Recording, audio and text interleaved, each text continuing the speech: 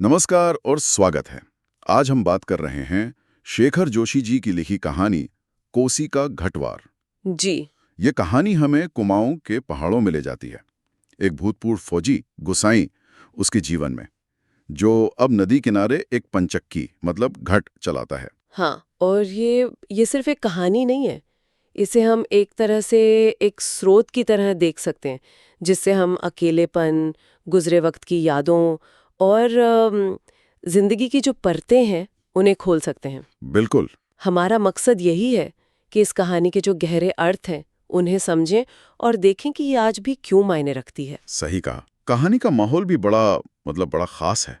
जेठ का महीना है, सूखा पड़ा हुआ है, कोसी नदी भी जैसे सिमट सी गई है। हाँ, बिल्कुल। और इसी सूखे के बीच गुसाई की पंचक्की वो बहुत धीमी चल रही है।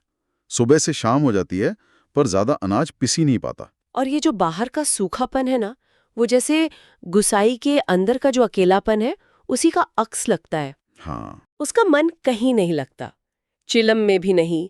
पंचक्की की वो धीमी आवाज वो उसे निराश करती है। वो पानी की गूल में जाकर सुराख बंद करता है, क्योंकि पानी की एक एक बूंद कीमती है।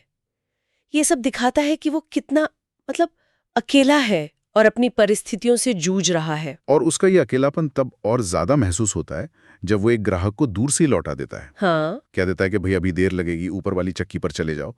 बाद में वो सोचता है क्यों लौटा दिया, दो चार पल बात ही हो जाती। ये छोटी सी घटना है, पर उसके गहरे अकेलेपन को दिखाती है। ये सिर्फ नदी किनारे का सूनापन नहीं है, ये वो अकेलापन है जो उसकी जिंदगी का हिस्सा बन गया है। हाँ। कहानी में लिखा भी है, जिंदगी भर साथ देने के लिए जो अकेलापन उसके द्वार पर धरना देकर बैठ गया है, वही कोई अपना है नहीं उसका। और यहीं से कहानी हमें उसके अतीत में ले जाती है, उसकी वो पुरानी फौजी पैंट के जरिए। या ये बड़ा दिलचस्प मोड़ है। हाँ, वो सोचता है कि इसी पैंट की वजह से उसे ये अकेलापन मिला है। हाँ हाँ, वो पैंट जैसे एक प्रतीक बन जाती है। असल में बात ये थी कि उसे हवलदार धर्म सिंह की वैसी ही पैंट पहनने की बड़ी इच्छा थी। अच्छा। इसीलिए वो फौज में गया। पर जब लौटा हम्म। तो पैंट तो मिली, मगर साथ में अकेलापन भी। ये पैंट जैसे उसकी उम्मीदों और फिर जो असलियत थी जीवन की, उसके बीच का फासला दिखाती है। और इसी पैंट से जुड़ी है लक्ष्मा की याद। बिल्कुल। जब वो पहली बार छुट्टी पर घर आया था, फौजी वर्दी में, रॉब था, सब उससे मिलने आए थे, पर उसकी आंखें वो तो लक्ष्मा को ढूंढ रही थी। वो मुलाकात जो जंगल में काफल के पेड़ के नीचे हुई थी, वो बहुत मार्मिक है। हाँ।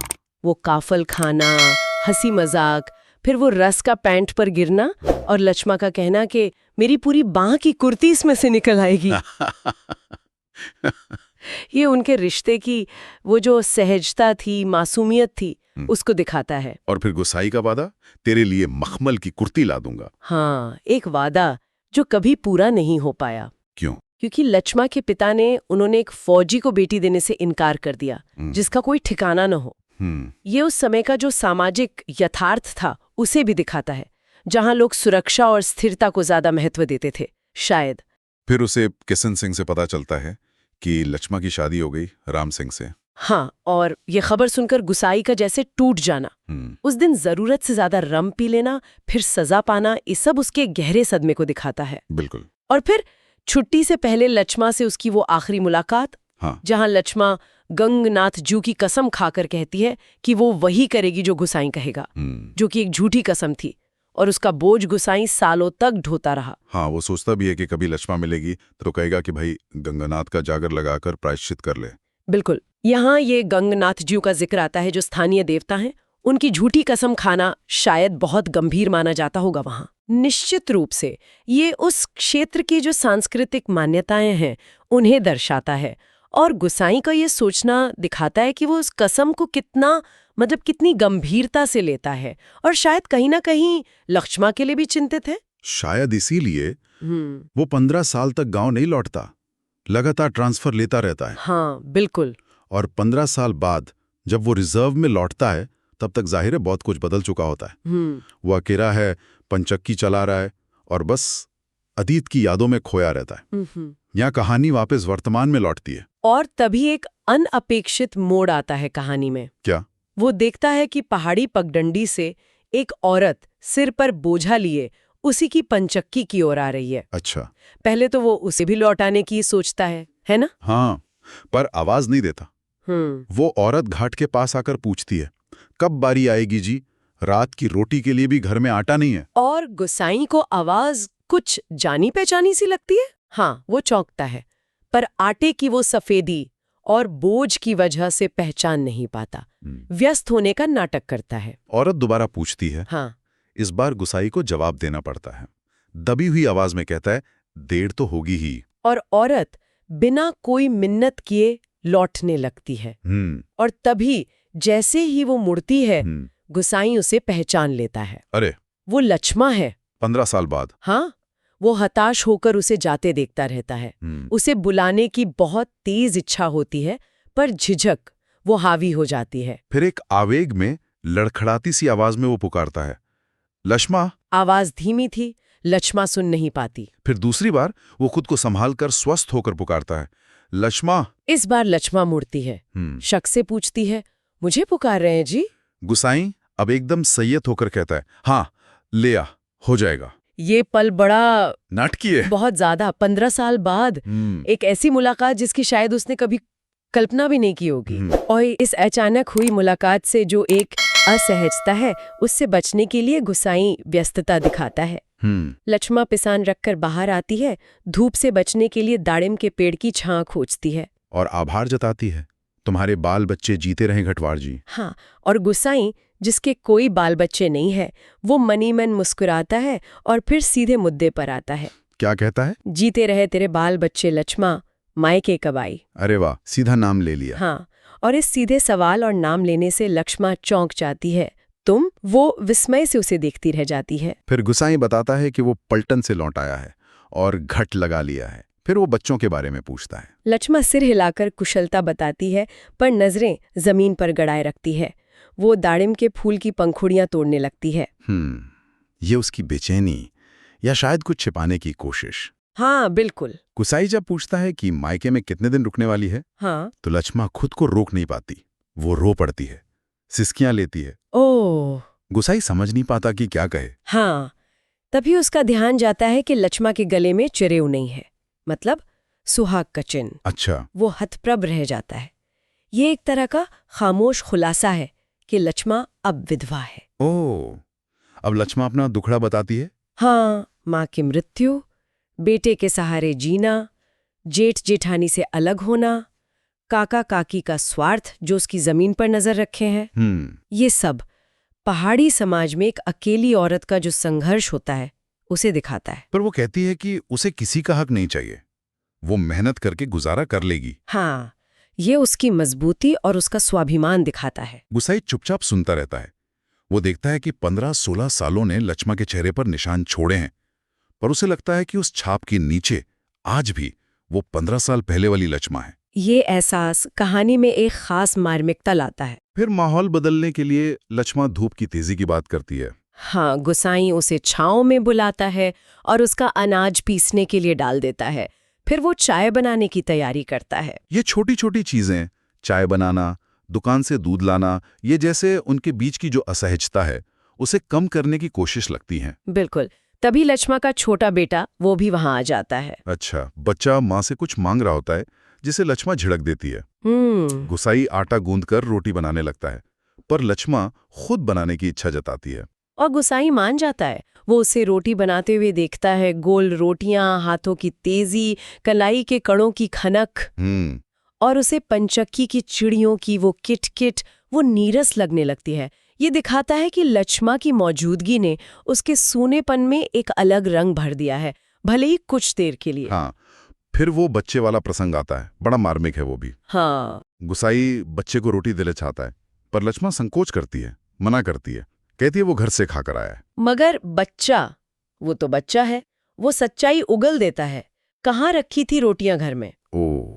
ये बाल सुलभ मासूमियत उस घर की गरीबी और लक्ष्मा की लज्जा दोनों को सामने ला देती है। गुसाई बच्चे का पक्ष लेता है, उसे रोटी और गुड़ देता है। बच्चा चुपचाप खाने लगता है। इस छोटे से दृश्य में बहुत कुछ कह दिया गया है। गरीबी है, माँ का स्वाभिमान है, बच्चे की भूख है और गुसाई की संवेदनशीलता भी। इस घटना से माहौल में फिर एक तनाव सा आ जाता है। हाँ, गुसाई तनाव कम करने के लिए कहता है औरत के हाथ की बनी रोटियों में स्वाद ही दूसरा होता है। पर ये खोखली हंसी लगती है। वो कहता है कि कुछ साग सब्जी होती तो बच्चा और खा लेता। इस पर लक्ष्मा बताती है कि घर में 2 दिन से तेल नमक नहीं है, आज पैसे मिले हैं तो ले जाएगी। ये सुनकर गुसाई झिझकते हुए पैसे देने की कोशिश करता है। ले, काम चलाने के लिए रख ले। ये उसकी मदद करने की इच्छा है या शायद अतीत के किसी अधूरे वादे का प्रायश्चित करने की कोशिश। हो सकता है, पर लक्ष्मा मना कर देती है, काम तो चल ही रहा है। गुसाई थोड़ा नाराज होता है, कहता है पैसा तो मिट्टी है साला। लेकिन लक्ष्मा बड़े दार्शनिक अंदाज में कहती है, गंगनाथ दाहिने रहें, अपने पराये प्रेम से हंस बोल दें तो वो बहुत है दिन काटने के लिए। क्या बात है। ये उसके जीवन के प्रति उसका नजरिया और उसकी जो आंतरिक शक्ति है उसे दर्शाता है। वो आर्थिक मदद से ज्यादा मानवीय रिश्तों को महत्व देती है। गुसाई उसके चेहरे पर एक शांति देखता है। गुसाई ज्यादा आग्रह नहीं कर पाता, पर वो चिपके से घट में जाता है और अपने आटे में से कुछ आटा निकालकर लक्ष्मा के आटे में मिला देता है। ये एक खामोश मदद है ना। हाँ। वो सीधे पैसे नहीं दे पाया तो इस तरह से अपनी भावना व्यक्त करता है। ये उसकी बेबसी भी है और लक्ष्मा के प्रति उसके मन में जो कोमलता बची है उसका प्रतीक भी। फिर जाते जाते वो लक्ष्मा को पिसान तैयार होने की सूचना देता है और अटकते हुए कहता है, लक्ष्मा, कभी 4 पैसे जुड़ जाएं तो गंगनाथ का जागर लगाकर भूल चूक की माफी मांग लेना। वो फिर से उसी पुरानी झूठी कसम पर लौट आता है। ये दिखाता है कि वो बात उसके मन में कितनी गहरी बैठी है। वो शायद लक्ष्मा को अतीत के बोझ से मुक्त देखना चाहता है या शायद खुद उस बोझ से मुक्त होना चाहता है। और वो लक्ष्मा का जवाब सुने बिना चला जाता है। हाँ। जब वो लौटता है तो देखता है कि लक्ष्मा और बच्चा पगडंडी पर जा रहे हैं। वो उन्हें तब तक देखता रहता है जब तक वो पहाड़ी के मोड़ पर ओझल नहीं हो जाते। और अंत में पंचक्की की वही आवाजें रह जाती हैं, किट-किट, खिस्सर-खिस्सर, छिच्चर-छिच्चर, चारों ओर वही सुनसान निस्तब्ध माहौल, जैसे कुछ हुआ ही नहीं। हाँ, ये शायद जो हुआ वो उन आवाजों और उस सूनेपन में ही सिमट गया। ये कहानी वाकई बहुत कुछ सोचने पर मजबूर करती है। गुसाई और लक्ष्मा दोनों ही अपने अपने अकेलेपन और अतीत के बोझ के साथ जी रहे हैं। बिल्कुल। उनकी मुलाकात होती है, कुछ पल के लिए एक जुड़ाव बनता है, पर अंत में वो फिर अपनी अपनी राहों पर चले जाते हैं। हाँ, ये उन अनकहे एहसासों की, खोए हुए मौकों की और समय के साथ बदलती जिंदगियों की कहानी है। शेखर जोशी जी ने बड़ी सहजता से मानवीय भावनाओं की जटिलताओं को बुना है। सही कहा। गुसाई का वो पछतावा और अकेलापन, लक्ष्मा का स्वाभिमान और उसकी वो खामोश सहनशीलता, दोनों ही पढ़ने वाले पर गहरा असर छोड़ते हैं। ये कहानी हमें याद दिलाती है कि कैसे जिंदगी में बहुत कुछ अनकहा रह जाता है, कैसे स्मृतियां हमें आकार देती हैं और कैसे कभी-कभी छोटे-छोटे इशारे शब्दों से ज्यादा कह जाते हैं। बिल्कुल।